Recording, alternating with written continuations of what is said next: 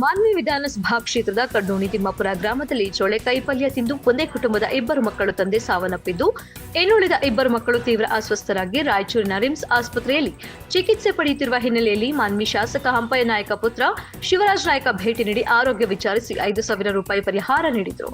ಇತ್ತೀಚೆಗೆ ಹೊಲದಲ್ಲಿ ಬೆಳೆದ ಚೋಳೆಕಾಯಿಯನ್ನ ಕೀಳಿಕೊಂಡು ಮನೆಯಲ್ಲಿ ಕುಟುಂಬವು ಊಟ ಮಾಡಿದ ನಂತರ ರಾತ್ರಿ ವೇಳೆ ಮಕ್ಕಳು ಸೇರಿದಂತೆ ಹಿರಿಯರಿಗೆ ಹೊಟ್ಟೆ ನೋವು ಪ್ರಾರಂಭವಾಗಿ ಚಿಕಿತ್ಸೆಗಾಗಿ ಆಸ್ಪತ್ರೆಗೆ ದಾಖಲಾದರು. ಇಬ್ಬರು ಮಕ್ಕಳು ಸೇರಿದಂತೆ ಹಿರಿಯ ಜೀವಿ ಸಾವನ್ನಪ್ಪಿದ್ದಾರೆ.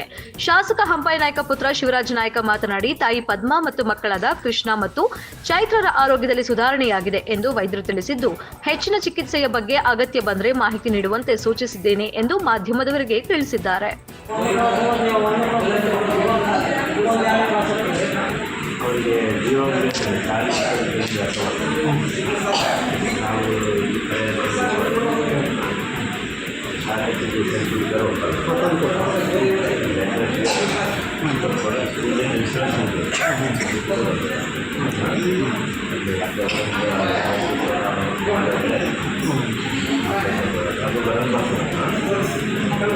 ಬೇರೆ ಊರಿಗೆ ಏನಂದ್ರೆ ಹೇಳ್ಬೇಕು ಮತ್ತೆ ಡಾಕ್ಟರ್ ಕಳಿಸಿ ಮತ್ತೆ